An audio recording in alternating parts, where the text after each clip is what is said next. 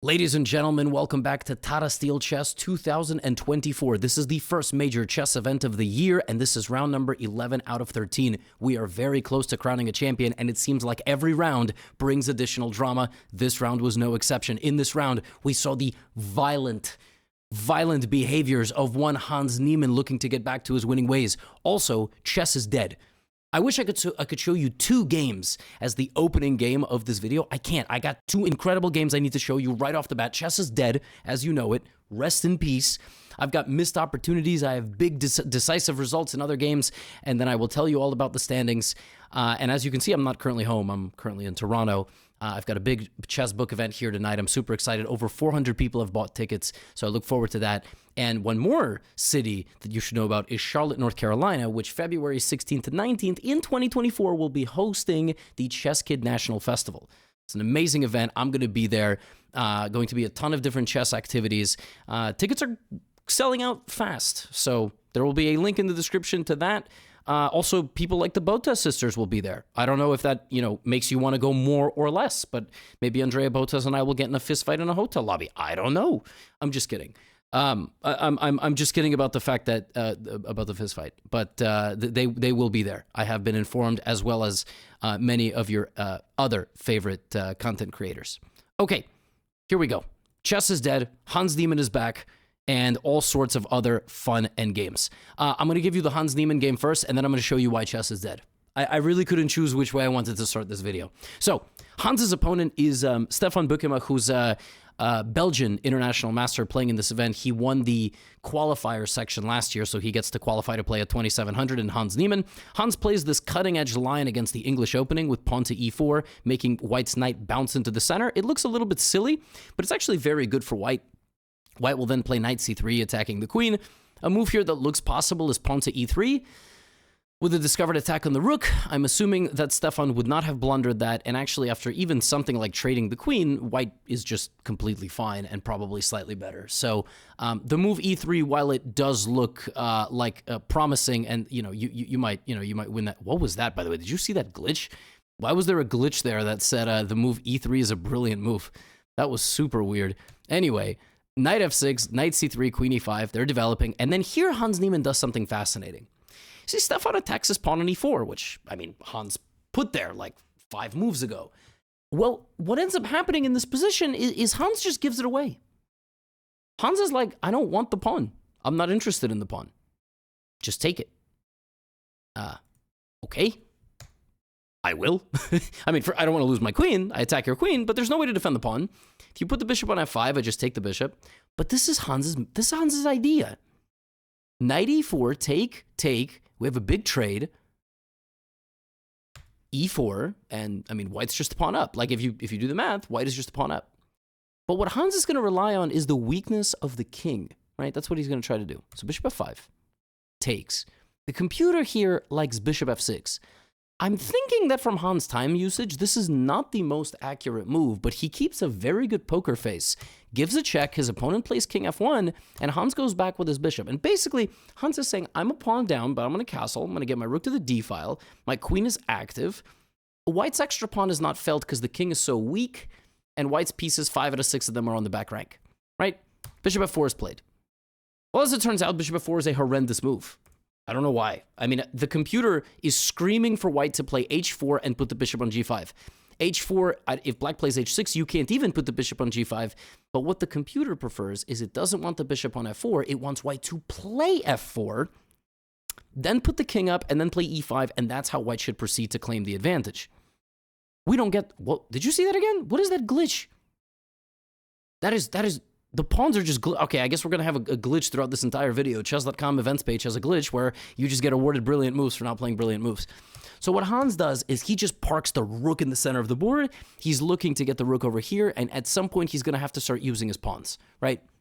White plays e5. This is, as you can see from evaluation, not the right approach.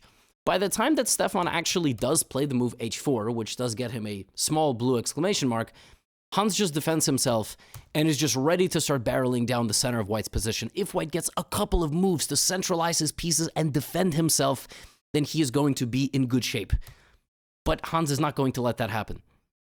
You know, you see Stefan is like very, you know, he's trying to kind of secure Black's position with his pawns. He's trying not to let Black have any activity, you know, but here comes Hans with a brilliancy. You can't take the rook because of bishop d3. You try to get your queen out of the way. Hans chases the queen over to the queen side like this, and the queen is just locked away. You can't take because I play rook c1 check as a discovered attack on the queen, and you'll notice that White never got to safeguard the king. And because White never got to safeguard the king, White never got his rooks into the game. Rook d1, rook c2, Hans prepares everything. Queen d5 is yet another threat on the rook in the corner. e4, queen takes e4, f3, and Hans ends the game in style by sacrificing his queen.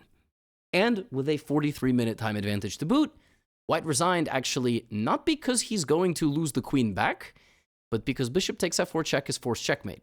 King e1, bishop g3, king f1, and rook takes d1 is mate. So Hans Niemann wins the game with two brilliancies, a queen sacrifice, and this is the Hans Niemann that we are used to seeing. So Hans Niemann gets us going. And now I'm going to show you why chess is dead. This is a game between Wei Yi and Max Warmerdam in the Masters section. I have nothing else to say, just watch these moves. e4, e5, bishop's opening, two knights, knight c3, f4.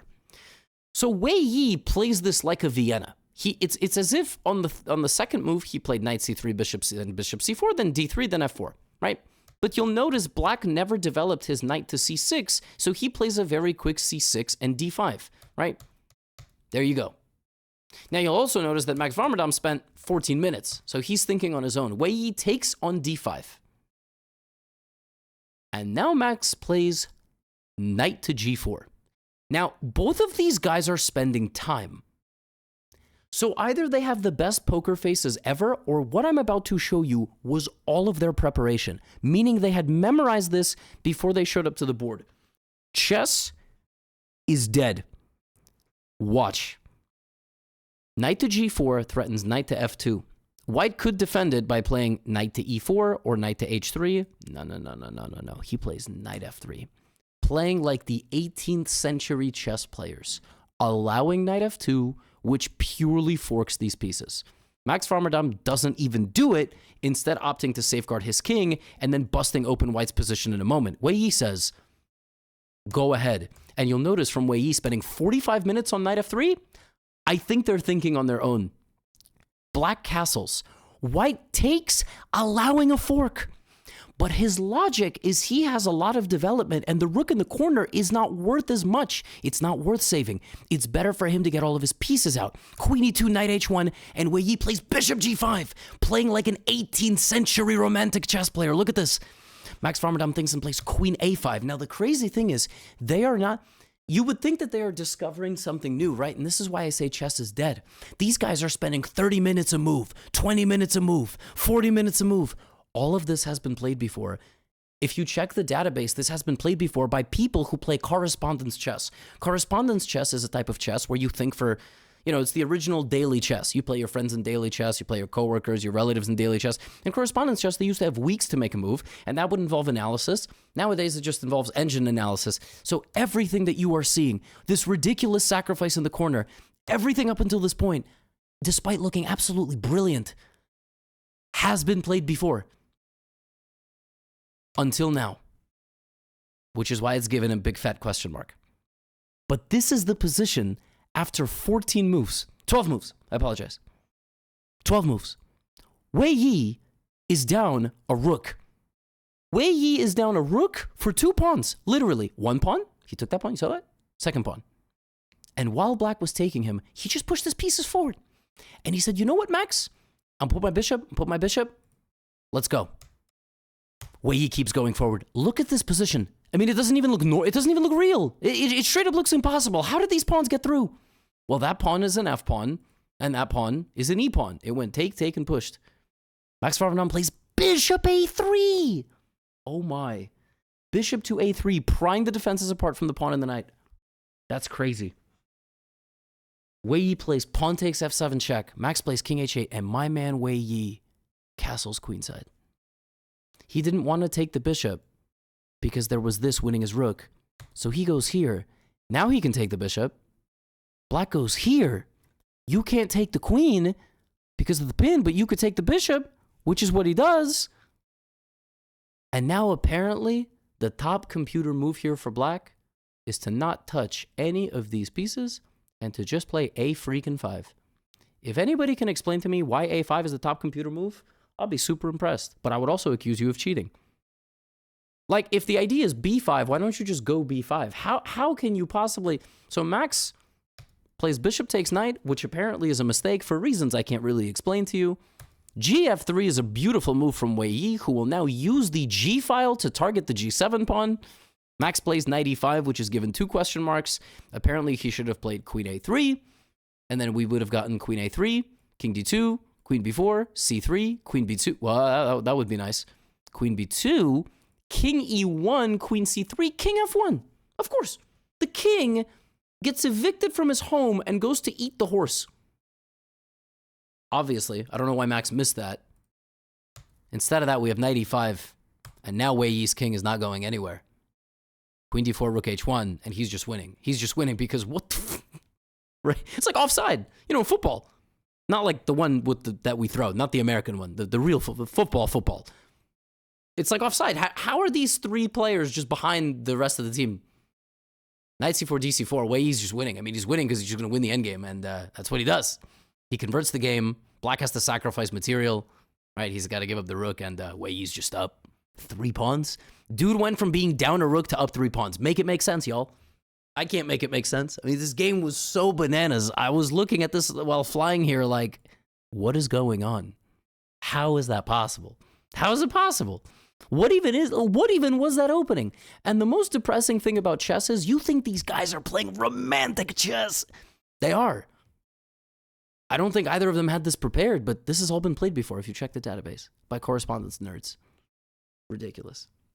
Here's another game for you. This game featured a queen sacrifice. The fun never stops. So in case you have like a flashy Fortnite video in the sidebar, just watch this for a little more and then go watch your Fortnite or your basketball or your prank videos or whatever it is you watch on YouTube.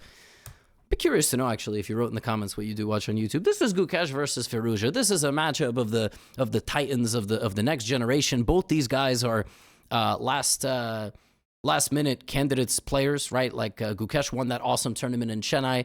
Alireza Firouzja getting in through the rating spot. These guys go for a Grunfeld defense. We have take, e4, and in the Grunfeld, black fires away at white center with pawns, bishops, and this type of pressure. All right, c5, bishop to e3, and bishop g4, rook c1. And I think they played a bunch of theory. Gukesh went d5 to push. You can see Alireza had a major time advantage there. And now we have the following position. Gukesh is going to try to use his d-pawn. All right? Alireza is going to try to create some counterplay down the center and on the sides. f4, knight d7, castles, knight b6. You see Alireza is trying to target the pawn and try to target down the sides of the board with moves like knight a4, b5, b4, etc. Rook d1. And then Gukesh combines his central play with a very nice pawn sacrifice, trying to break apart black's structure, which would be weakening his king. Rook d8, bishop g5, and he doesn't force, I mean, Alireza didn't have to do that, but he wants to kick out Gukesh's bishop, which is why he plays f6. And now total pandemonium breaks loose as Alireza takes the pawn. This pawn unclogs everything, and either black will win or either black will lose. Queen e1. King to f8. It's crazy your king has to move to avoid getting checked. Queen e6, knight f4, and suddenly Gukesh is winning. Gukesh is winning because he can give up his queen. Knight e6, fe6, and this position is much better for white, apparently. Because white will play something like bishop to g4 and try to promote the pawn. Instead of that, Gukesh sacrifices his queen like this, which is apparently incorrect. But then Firouzja plays queen takes pawn and knight takes pawn, trying to open up Gukesh's king. Gukesh plays king h1, and suddenly Alireza is winning again. Knight to f4, and now rook e1 is the critical idea, to try to get control of the e-file. Apparently, rook e1, knight e6, rook d7, and white has a major advantage. Because the idea is that if the knight ever moves, you get to the 7th rank and then you just start bulldozing. Gukesh with 6 minutes on his clock, tries to bring his bishop into the game. Now Alireza re-blunders the position, because after bishop takes f4, queen f4, white can again get rook to d1, right? White can again get the rook to the file. Gukesh plays this, which is a miss. Alireza goes here, now rook e1, and now black is better if black plays bishop takes pawn. Alireza doesn't. He pins the bishop to the king and targets the rook. But now the rook gets here, and now Alireza takes, and now Gukesh again has a winning advantage if he plays bishop c6. Trying to threaten rook e8. Winning advantage might be strong because black can maybe sack, and you get rook takes, king takes, bishop f4, bishop d4, and maybe black will survive the endgame. But white obviously has very good, winning chances. Black can't win this endgame. Instead of that, after all of that chaos, we have rook takes h7, we have queen e1 check, and bishop e5, and king g8, rook e7, queen h4, and a draw is offered and a draw is agreed because they're just going to repeat back and forth while white just stands there threatening checkmate. So white has a ladder checkmate a moment ago, but a frozen moment in time, and the checkmate will never land as the players shuffle their pieces and make a draw. Crazy. Absolutely insane game. Super, super, super chaos. Like absolute chaos. Just unbelievable, right? Like total nonsense. Oh my goodness. What a game. So next game. Nodirbek Abdusattorov is winning the tournament. So he's in first place right now. He's trying to build his lead, okay? Plays e4. Jun plays e5. Knight f3, knight c6. And this one starts off as an Italian. Nodirbek playing a little bit of a sideline. This is a very weird Italian. You really rarely put the bishop on c4, slide the bishop to b3, and then put a pawn on c4. It's just weird. But he's trying to get a fresh and unique position, right? So he plays bishop e3. And then he puts that bishop on a4. So clearly the point is to trade the bishop, right? And then replace it with pawns on light squares. Now, if I'm playing black here, I'm just going to start firing with f5, all right? Because then you're trying to basically say, white is trying to focus on that side of the board, so I'm going to attack over here. That's going to be my idea, right? Knight b4, a3. She reroutes her knight, and she tries to create counterplay with her pawns. Nodirbek plays b4. So Nodirbek has got a very interesting type of setup where his space advantage is pawn-dominated, which is very rare for e4, e5 positions, but clearly from the 25-minute time advantage, this type of deliberate transformation of the position is what he was looking for. Knight f6, knight a4, take, Jun begins opening up the position, but is she equipped to do so? Right, because after takes, it's white now who's threatening a lot of nasty things. This pawn could be a weakness if a knight gets there, if something gets to over here, if white ends up playing d4, I don't know. Bishop b7, and she continues to try to clarify matters. She plays d5, all right? But Nodirbek a step ahead. That bishop is under a lot of pressure. d4, knight takes e5, the position is opening up, and now again, one and only one move can pose black any problems, and Nodirbek finds it immediately. Knight takes f7. A pawn in the midst of the black position, and without it, the black position will disintegrate. You have stripped the defense of the knight. The only way to regain that defense is to take with the king, and when the king is the #1 defender of the position, you might be cooked. It's like in 5-on-5 basketball, when there's a bad defender on the other side, you seek him out because it will tire him, and you will score on him quite a lot. Not me. I was always the best defensive player on a 5-on-5 basketball court because I had zero offense. I was a hustling young man on the basketball court. But then I stopped playing because I couldn't wear contacts and, I can't see the basket. So, but I was all hustle and I was pretty bad. Queen a2 though was a mistake apparently. Apparently what he should have done is gone de. So the follow-up to knight takes f7 was incorrect. He goes queen a2 and now Jun has to find rook d8, losing the knight completely with a check, and then just putting her king on f8. And Nodirbek cannot capture because of mate. So in the midst of all of this, that is what she had to find. She had to find rook to d8, getting a lot of messages. I'm going to check them in a moment. I'm not going to tell you what's in the messages.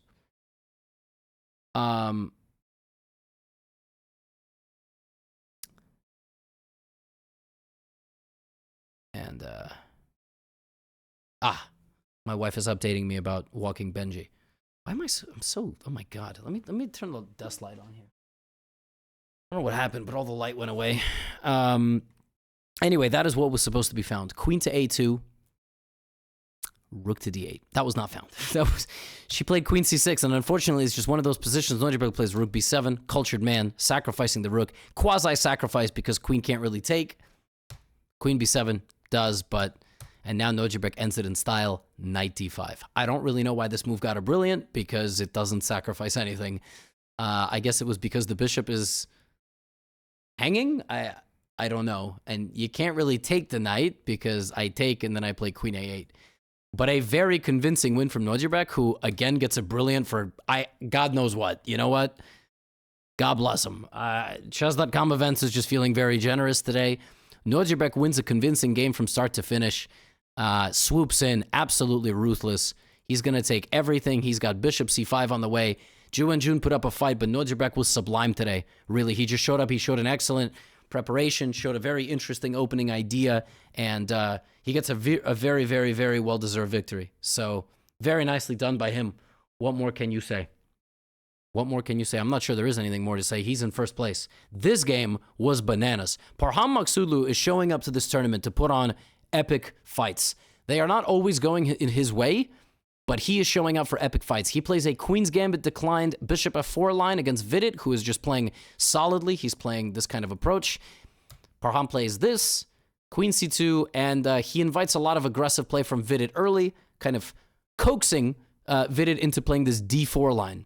The queen goes back to b6, the knight goes to a4, bishop b4 check. This might all look completely deranged to you, but I promise you, this has actually been played many times before. Just like the Max Warmerdam game, this has actually been played much more.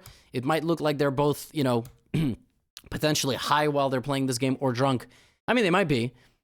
I haven't spoken to them, but this has all been played before, as you can see from Vidit's time management, right? Knight c5, bishop c5, and now the players are on their own. So black is actually down a pawn, but white's king is on e2 and looks really stupid.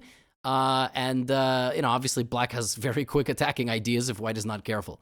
Queen a5, bishop takes h6 on the board. Queen takes c5, rook f6. Hold up. He sacrificed the bishop, right? The best move here for Parham was not to go here. It was to back up, protect his pawn on c5, and then just try to like slowly safeguard his king and advance his queenside. Instead, Parham plays bishop takes h6 with a very simple idea. Gh6, rook f6. And the other idea is if you ignore my bishop, then I'm going to go here. Now you can take both of these, right? And the other idea white has is to maybe get the queen over there. But Vidit finds a really, really tough move here, and this is kind of like a cold shower. He plays queen e7. And the rook is hanging, and there's nothing you can do, because if you go here, I get a full rook, right? The logic of not taking here is that white would have gone queen c3, queen g3, as well as bishop f8. Like there was, right? But now both pieces hang, and I'm safeguarding everything. And Parham just kind of like dives in head first. He tries to give up the rook here to try to checkmate black, but Vidit just doesn't take. Now he does. Parham's attack's too slow. King e1, and it's kind of a lesson. Like, you can't really attack with a centralized king. Parham really wanted a very chaotic, exciting game today, but sometimes in chess, you got to be careful what you wish for, because Vidit, at the time that he needed to find a couple of clutch defensive moves, was up 40 minutes on the clock, right? When you're up 40 minutes, you have that luxury, and he defends perfectly and gets a big win. And he's gunning for India's #1 spot. He is very close. He might even have it. He might be a few rating points away. He cleans up house, and even though his time got low at the end, he was up a rook, and Parham's getting mated. Parham has sort of been the exciting fighter of the event, putting on a lot of epic games, but I mean, his record, he has lost a lot of games. He has lost 4 games, so he's on -3, meaning he's lost 4 and 1-1. Vidit is on +2. So, I mean, Vidit's taking what comes to him. You know, if people want to attack him, he's going to defend himself. He's going to stick up for himself. Tomorrow, Vidit plays Nodirbek, who we just saw is crushing. Marc Andria Maurizzi, in the meanwhile, versus Liam Vroylik. Marc Andria can't be stopped. This man is a point ahead of everybody else. He had 7.5 points out of 10. Grandmaster from the Netherlands is his opponent. I don't know why the Grandmaster from the Netherlands didn't just try to make a draw with a Berlin. Just trying to make a draw, relax, slow Maurizzi down. They play a mainline Spanish. A4 is an anti-martial. It's designed against black playing this very aggressive d5. Knight c3, knight d4. Take, take. And he offers up Vroylik a pawn. Takes back this one. And again, Marc Andria has been a killer in dynamic positions, but he's been a killer in any position where he has the tiniest edge. D4, rook A3, bro, he's got bad intentions. He's trying to put that rook there, all right? That's the idea. And here we go. And there it is. And now just the threat of being attacked by the guy that's got 7.5 out of 10, you're going to react. The knight goes back to F8. You know, he's defending himself. And now the positional pressure. The dark squared bishop, B3, bishop A3 is just going to carve things up. F6, takes, rook takes E3, Marc Andria, Zwischenzug, F7 check. He did not want the pawn to be taken. Instead, he baits the king out. We just saw Nodirbek do the same thing. Rook, bishop takes E3. So now it's 5 pawns each, but black's weak. Black's got weak dark squares. He's got a weak king. He's got really weak dark squares. And apparently putting the king back to safety was the wrong decision. He had to play B4. You know, like sometimes Stockfish just doesn't even begin to make sense. Like, I mean, at least knight E6, right? Nope. Nope. Knight E6, maybe. Maybe. But bishop C5, and now you see the dark squares are getting carved up. Queen E2, rook F7. And he just, what a move. It's a touch of Magnus. Put the queen all the way down. I was so excited, I spit a little bit on the screen. Wow, that is, today's recap was a little bit crazy. A little stuff all over the place. Just so exciting, I just can't keep it alive in my mouth. Queen G5. Queen C6, now the pawns are going to get picked up. Look at those weaknesses. He just goes right back. Queen B5, anchoring in the pawn. And now he's just a clean pawn up, and there it goes. Queen F5, Queen D3, Rook D1. He's going to win this pawn. That knight never moved. How long did that knight sleep on F8? Seriously. Knight E6, and it went back to F8 on the 20th move of the game, and when he resigned on move 31, it never emerged. The knight just became a bear. Welcome to Gotham Chess Recaps. The horse became a bear. It fell asleep on F8, and it slept through hibernation, and it never woke up. And Marc Andria Maurizzi has 8.5 out of 11. I mean, I don't even know what you're going to do with this man. He's about to win the section and qualify to play the Masters next year, which is what happens. Nodirbek Abdusattorov leads the Masters section with 7.5, and Gukesh has 7. I think it's either 7.5, 7, or 7 and 6.5. I can't actually show you because my laptop is unable to crop the entire standing screen. That's travel setup, but, you know, link will be in the description to track the standings. That's all I have for you today. I'll see you all for round number 12 tomorrow, and I will see people in Toronto if you watch this video and then you go to the event in Toronto. And check out the Chess Kid National Festival. Get out of here.